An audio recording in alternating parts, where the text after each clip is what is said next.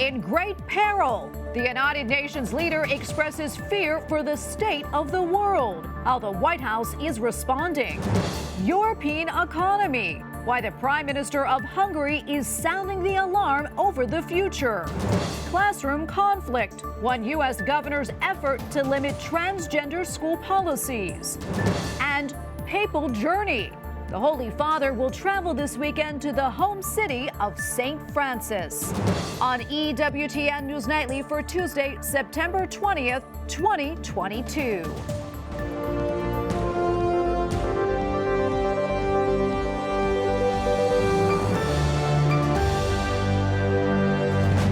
Thank you so much for being with us tonight. I'm Tracy Sable. President Joe Biden prepares to address world leaders about the biggest issues facing the planet. The head of the United Nations has already issued a dire warning. White House correspondent Owen Jensen reports. Owen?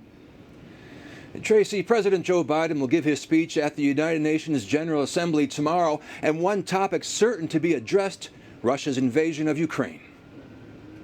National Security Advisor Jake Sullivan outlines President Joe Biden's upcoming speech. He'll lay out in detail how the U.S. has restored its global leadership and the integrity of its word on the world stage by delivering on the promises that we make and that he has made as president on global health, on climate, on emerging technologies, and so much else. Earlier today, UN Secretary General Antonio Guterres warned global progress is being held hostage by geopolitical tensions. Front and center, Russia's invasion of Ukraine. Our world is in peril and paralyzed. Geopolitical divides are undermining the work of the Security Council, undermining international law, undermining trust and people's faith in democratic institutions, undermining all forms of international cooperation. We cannot go on like this. The U.S., which has been supplying weapons to Ukraine, warns Russia appears to be proceeding with plans to hold sham referenda in areas of Ukraine under its control, and even in areas of Ukraine not currently under its control, in direct violation of Ukraine's sovereignty. And in a speech today at the White House, the president took a swipe at pro-lifers during a push for campaign finance reform. Conservative activist who spent, as was his right, decades working to put enough conservative justice on the Supreme Court to overturn Roe v. Wade, now has access to $1.6 billion in dark money to do more damage and from our perspective, and restrict more freedoms. Also in that press briefing today, National Security Advisor Jake Sullivan was asked if President Biden was planning to tell world leaders that the pandemic is over.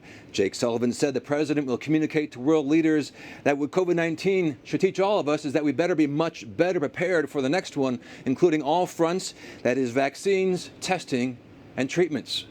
At the White House, Owen Jensen, EWTN News Nightly. And speaking of President Biden's recent comment that the pandemic is over is complicating Senate Democrats' efforts to secure some $22 billion more in COVID testing and relief funding. Republican Senator Richard Burr wrote a letter to the president demanding answers, writing in part, quote, "Despite Americans having largely returned to normal life, your administration continues to request and offset emergency funding from Congress, enforce vaccine mandates, and maintain federal emergency declarations that cost taxpayers billions of dollars." Burr and other Republicans are now asking the White House for a plan to wind down pandemic-era policies. Well, a group of Republican lawmakers say violent crime is on the rise in the United States and law enforcement is stretched thin. Some senators are calling attention to these crime rates and plan to introduce a bill to direct more resources to state and local police departments. Capitol Hill correspondent Eric Rosales has more on their effort. Almost every day we see videos of criminal activity and violent attacks on police officers. Tennessee Senator Marsha Blackburn says the Democrats' progressive views and policies are fueling this, such as defunding the police, easy bail, and lenient sentences are putting Americans at risk. We need to increase resources for law enforcement, root out weak on crime prosecutors and judges, and keep violent criminals locked up. If you do the crime, it is imperative that you serve the time. Senators Marsha Blackburn and Bill Hagerty plan to introduce the Restoring Law and Order Act, which would hire more police officers and detectives for states to better target violent crime, provide funding for law enforcement agencies to target drug-related crimes such as fentanyl, detain and deport illegal aliens who have committed crimes in the U.S., and improve rape kit processing time by crime labs. Senator John Kennedy tells me increased crime is linked to not supporting police. And if you want to trace the crime problem to one thing in America, it's with this defund and disrespect the police movement, which Joe Biden tolerated and in some cases encouraged. The most recent FBI data shows violent crime jumped 5% in 2020, with murder up nearly 30%, assaults up 11.7%, and motor vehicle theft rose 11.4%. Senator John Cornyn tells me illegal drugs are driving up the numbers. You've seen with the spike in crimes, in crime rates around the country, a lot of that is fueled by turf wars between gangs that distribute these drugs and the cause of for example, all the gun violence that you see in places like Chicago. Senator Bill Hagerty is urging Democrats to take crime more seriously. I'm just shocked that our Democrat colleagues don't seem to want to see, because it's obvious across America that we've got crime running at rampant rates. Senators Hagerty and Blackburn plan to repurpose previous COVID money to fund the program. They've also written a letter to President Biden urging him to combat violent crime. At the Capitol, Eric Rosales, EWTN News Nightly. A Hurricane Fiona has struck 2 British islands as a Category 3 storm. It is expected to become a Category 4 as it approaches Bermuda later this week. Fiona is blamed for at least 2 deaths along its track. It damaged a water filtration plant in Puerto Rico, leaving 2/3 of residents without water.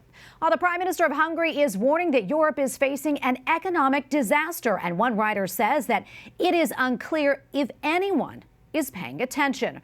Writing last week in Compact magazine, Sohrab Ahmari says in part, quote, if the United States were a serious power, it would pay heed to the warnings. Instead, Team Biden has dispatched a same-sex married liberal activist as its envoy to Budapest in an apparent attempt to tweak the Hungarians' conservative sensibilities. And we go now to that author of that piece, Sohrab Ahmari, founder and editor of Compact magazine and a visiting fellow at Franciscan University of Steubenville. Sohrab, great to have you on. Thanks for taking the time.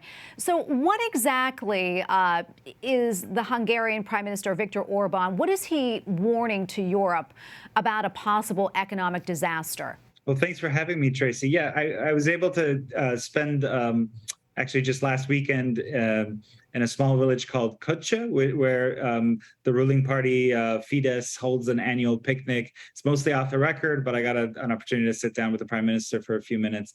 And the messaging, both in the interview and from the party more broadly, is that, frankly, Europe is at risk of, freezing to death when it comes to low-income people, right? Because energy costs are becoming prohibitively expensive as winter approaches, and of kind of deindustrializing. Across Europe, you have German industry, Swedish industry, they're just shutting down because energy is too expensive. There are fuel lines developing in places like Poland, which last remembered fuel lines from Soviet era kind of calamities. And just in general, that potentially risks the joblessness of millions and millions of people. Yeah, and I know that your article indicates that President Joe Biden and the United States really aren't doing much to avert the possible disaster. Talk to us more about that. Well, it wouldn't take much. It would take too long, for example, to set up new natural gas terminals so that the U.S. can supply more of Europe's energy needs. I think we should do that. But for now, all it would take is to re-examine the sanctions. The sense that I got in these Hungarian officials is that they understand, for example, weapons transfers to Ukraine to allow the Ukrainians to defend themselves. That's one thing. But to continually push Europe to adopt sanctions, that doesn't help anything if the ruble, the Russian currency, is actually reaching historic highs. And the Russians can make just as much, if not more money than before, by selling their energy supplies to China, which then sells them back to Europe at a markup. That doesn't help anyone. Or because they can sell less energy, but at a higher price because there's this artificial scarcity created by sanctions. None of that hurts Russia. All it does is hurt Europe's economy, which means ultimately it hurts Americans because Europe is our major ally.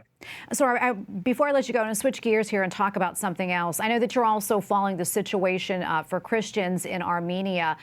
Can you tell us more about the conflict there and also why you give credit to Speaker of the House Nancy Pelosi for her helping out? Azerbaijanis have become so emboldened that last week they launched an attack into Armenia proper.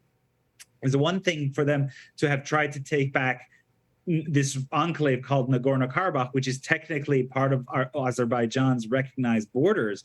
But now they're attacking Armenia's real borders, which suggests to the Armenians, and I agree, that the Turks want to do what they've always wanted, which is to have this kind of ethnically contiguous territory. And they see the presence of these Christians as a hindrance to that. And 100 years ago, that led to the Armenian genocide, the first modern genocide. And now that, this sort of aggression, sends chills down the spines of Armenians and their friends. So it was wonderful for Speaker Pelosi to visit and express the American people's solidarity with the Armenian people as they face this unjust assault.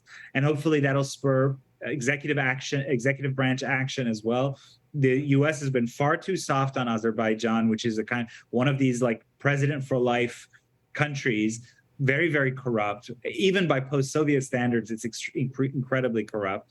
And so, justice demands that America become a more fair and even-handed actor between these two, and especially to have some care for the preservation and safety of one of the kind of truly indigenous Christian communities.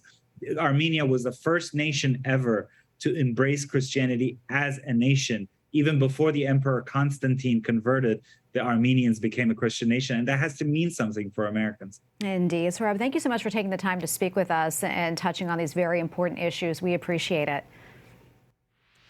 A Vatican envoy in Ukraine has prayed at a suspected mass grave discovered just last week. Cardinal Konrad Krajewski visited the burial site in Izium yesterday, 2 days after escaping injury from gunshots while distributing aid near a damaged nuclear plant. And for more on the story, including a Ukrainian bishop's reaction to the graves, visit Catholic News Agency. Nicaragua's government will not allow one town to hold religious processions next week in honor of two Catholic saints. Messiah celebrates the feast of St. Michael the Archangel on September 29th and St. Jerome on the 30th. Authorities claim concern for public safety. The local archdiocese protests the suppression of devotion. All workers remove handwritten prayer notes from Jerusalem's Western Wall to prepare for the Jewish New Year. The task takes place before Rosh Hashanah this Sunday and again in April at Passover. The remaining wall of the biblical temple is considered Judaism's holiest prayer site. Coming up, how one U.S. governor is pushing back against transgender school policies.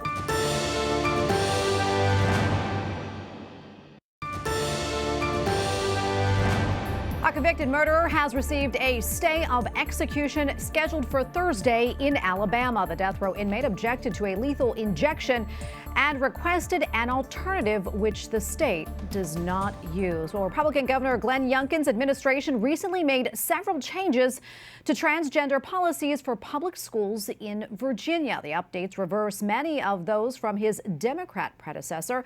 Among the changes, schools are no longer allowed to withhold a student's gender transition from their parents. Students will also be required to use bathrooms and locker rooms in accordance with their biological sex. The proposals now head to a public period of comments. And we go now to Ian Pryor, Executive Director for Fight for Schools and Senior Advisor at America First Legal. Ian, welcome back. Great to see you. Let's talk more about this new guidance coming from the Virginia Department of Education and what it signals. Well, first of all, I think that Glenn Youngkin campaigned last year on restoring parental rights in education, and he has delivered on that time and again in his very short time in office. And I think this this model policy that replaces the one pushed last year is a really big step in that direction. I can tell you from speaking with parents throughout Virginia, they're extremely encouraged. I mean, the most important piece of this model policy is that it requires school systems to communicate with parents if their child comes into school and says, I want to be a different sex. The fact that you have school districts that are implementing these policies, not only is it unconstitutional, but is extremely dangerous. It could lead to, obviously further mental confusion with children. It could lead to puberty blockers.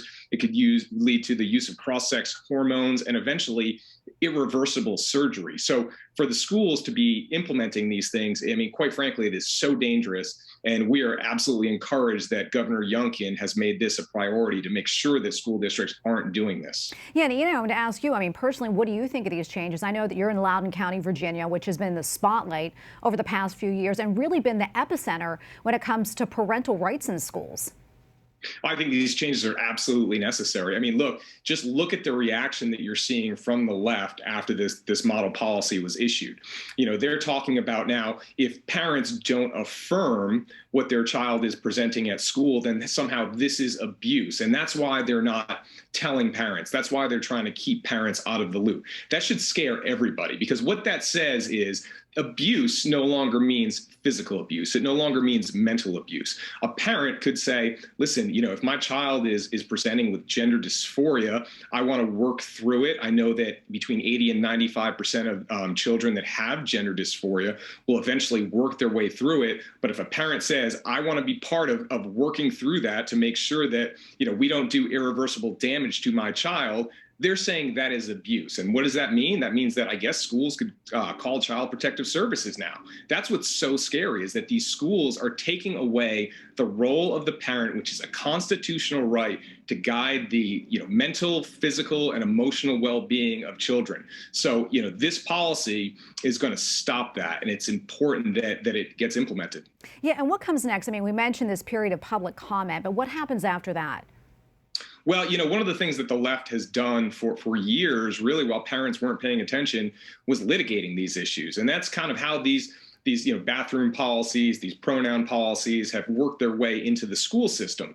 But ever since 2020, with the pandemic, parents have woken up. So, if the left thinks that they are going to, sue to block these policies, well, they're not going to have an open lane anymore, because parents are going to be equally as forthright in exercising their legal rights. So, I fully expect that the left is going to engage in litigation, but this time around, parents are going to be ready with their own litigation if school districts do not implement these policies. Just last year, we heard from several school boards that implemented Governor Northam's policies that they had to do so because they were instructed by the law to implement Northam's model policy. Well, this same law applies here to implement Governor Youngkin's model policy. And if these school districts don't do it, it's clearly arbitrary, it's capricious, and they would be in violation of the law. Okay, we're going to leave it right there. Ian, thank you so much. Great to have you on. Thanks for having me.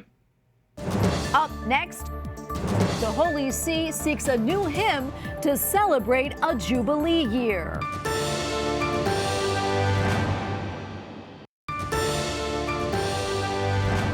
There are many memories which will linger from the mourning for the late Queen Elizabeth II, and the lines to visit the Queen's coffin at Westminster Abbey are among them. At some points, the queue was as long as 5 miles, with wait times up to 24 hours. Well, now an early count is in. An estimated 250,000 people in London filed past the coffin of the departed monarch. That number comes from Britain's Culture Secretary, as told to Sky News. Pope Francis is set to travel to Assisi, Italy later this week. The Holy Father will highlight an initiative aimed at young economists and entrepreneurs. The economy of Francis began in 2019 when Pope Francis appealed to young people to meet, discuss, and share ideas on how to create a better world economy that focuses on people instead of profits. Joining us now from Assisi is Andreas Thonhauser, EWTN Vatican Bureau Chief. Andreas, great to see you again. Can you tell us more about this visit, and also what about the event over the weekend? Sure, Tracy. Well, behind me you can see the sun setting over the beautiful valley just right next to Assisi, where St. Francis was born, lived, and is buried. And choosing the name of the saint for his pontificate, Pope Francis has a very special relationship with this small city in central Italy. He'll be coming here for the 6th time this Saturday on the 24th of September. And more than 1,000 young economists, entrepreneurs, academics, and influencers will be awaiting him. They all participate in a summit envisioned by Pope Francis himself called the Economy of Francis. And this conference will start in 2 days on September the 22nd, and the pontiff will only be here for the final day and address the participants. And Andreas, could you remind us about the Economy of Francis? What are its goals, and also what the Holy Father may say about it this weekend? Sure. So the Economy of Francis really summarizes the many occasions Pope Francis spoke of the need of a new economy. The Holy Father has regularly criticized Western capitalism as nurturing inequality and tearing the social fabric of society. In his economy, in the economy of Francesco, he seems to follow this very philosophy. In 2019, he wrote an open letter to young people, inviting them to start thinking about what an economy would look like that does not threaten human dignity. Already at the very beginning of his pontificate, Pope Francis made very clear that he's not convinced of a capitalist economy, but he envisions an economy close to the ideas he outlined in his encyclical Fratelli Tutti and in other writings, a brotherly economy that is attentive to the weakest members of society.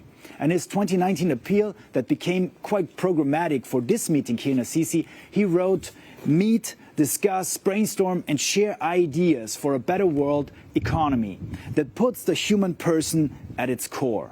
And this, Tracy, has happened to some extent here. The summit will showcase projects from around the world and discuss topics such as agriculture and justice, vocation and profit, policies for happiness or business and peace, women for the economy, or CO2 of inequalities.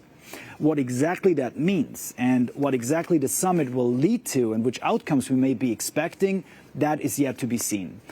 However, the Bishop of Assisi, Domenico Sorrentino, who will welcome the Pope back in the city, told EWTN that this event does not want to speak about ideologies.